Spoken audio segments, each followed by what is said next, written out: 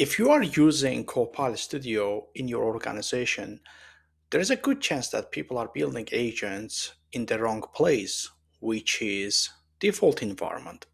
And the scary part is, as an admin, you might know even that's happening. In this video, I will show you why it's risky building agents in the default environment, and as an admin, which steps you can take to lock it down. First, let's understand what is default environment. Every Microsoft 365 tenant comes with default environment out of the box. And everyone in your organization, literally everyone, has access to this default environment by default. So that means that these people, if they have access to, let's say, free trial for Copilot Studio, they can build agents using premium capabilities, all the connectors that are available in the default environment. Well, that's not best practice. I mean, if you are building simple flows, maybe, but in default environment, you shouldn't build or allow others build AI agents. And now let's understand why it's risky. So here are the three reasons that I think it's risky building in default environment. Number one, no isolation. Anything built in the default environment sits alongside everything else. So there is no isolation. There is no isolation between test agents, production grade agents, and so on. And as you can imagine, that's messy. Second, uh, there is no governance. As an admin, if you haven't already configured DLP policies, which is data loss prevention policies for your agents, that means that all the connectors available within in your tenant can be accessed by the agents. That can be data sources, different connectors and so on. And that's not good practice either. Also, it's not secure. And the last one is agent life cycle and ownership. So anything you build in default environment is basically, if someone leaves, it's going to be ownerless, and it's going to be hard to find who is going to be the right owner and so on, because there are so many agents or different Power Platform components there. And it's really hard to promote your solution from default environment to other higher environments. So I think this is really key issues. And if you really want to make your organization agent ready, first you need to secure your default environment and start thinking and implementing clear environment strategy. Now that we understand why building agents in the default environment is risky, let's go ahead and open Power Platform Admin Center and configure our DLP policies. Here I am in the Power Platform Admin Center, as you can see. Before I configure any DLP policy, let me go ahead and open Copilot Studio. And as you can see, there is no banner or anything that shows us, okay, you can't, let's say, add triggers, etc. Right now, I don't have any tenant policy. Thus, I can build anything I want in this environment as long as I have access. So, as I said, that's risky. So I will come back to Power Platform Admin Center. Let's go to Security and then click Data and Privacy and open Data Policy. And as you can see, my tenant does not have any DLP policy set right now. And to create a new policy, go ahead and click New Policy, and policy name, I will say DLP block MCS, which stands for Copilot Studio in default, and click Next. So in the pre-built connectors, you will see three categories: blocked, non-business, and business.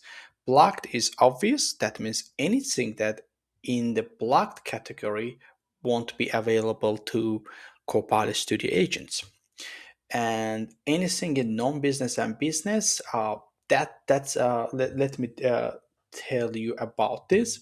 These are two categories, and if I have one connector in non-business and other connector in business, and if I try to use them within Copilot Studio, they will not work because in order for these connectors to talk to each other, they need to be in the same exact group. Example, let's say I have Microsoft Dataverse here, and in the business, I put Copilot Studio. Then, when I build Copilot Studio agent and try to connect to Dataverse, I won't be able to connect because these connectors are within separate categories. So, and also right now, as you can see, by default, all the connectors are in the non-business category. What I would recommend, you can, as an admin, you can open set default group and change that to blocked. Why? Because Microsoft keep adding more and more connectors, and that means that if it is within non-business, that means people can get access to it. So as an admin, you can make your blocked category as a default category, and anytime new connector is available, that will be landed in the blocked. And as an admin, you can test and verify and then make available to business users and makers. And right now, let me test one thing here.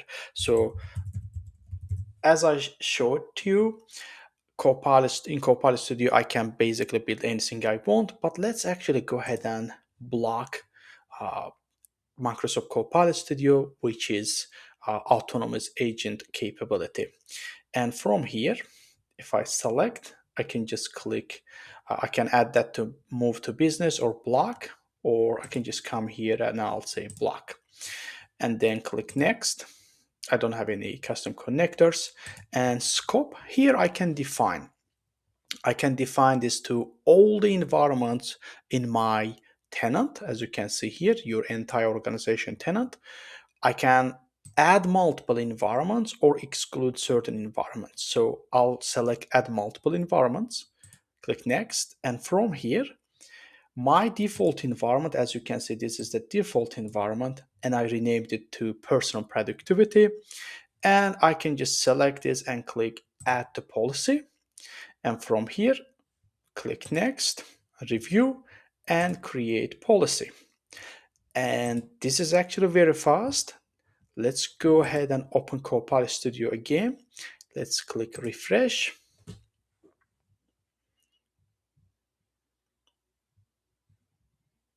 And here we are. So now I can't even select any trigger because I blocked that. And I only blocked one. There are other connectors. I recommend blocking them as well in the default environment for Copilot Studio. So, because right now, even though this is blocked, but still I can connect to data sources, publish to different channels, and so on. I want to prevent that as well. I will come back here, select my policy, click Edit Policy, Next, and here just type Copilot and scroll down. Here we are. I'm going to select Skills with Copilot Studio, Chat without Microsoft Entra ID, Authentication in Copilot Studio, Microsoft Teams plus Microsoft 365 channel and Copilot Studio. This basically enables you to publish your agents to Teams and Microsoft 365 Copilot. Then direct line channels, Facebook, omnichannel, knowledge sources, and so on. And I'm gonna come here and click block, click next, next, and add multiple environments.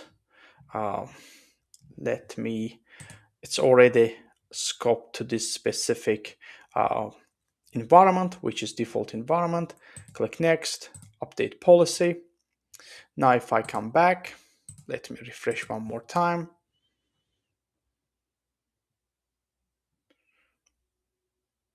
Now, as you can see, one error is preventing your agent from being published.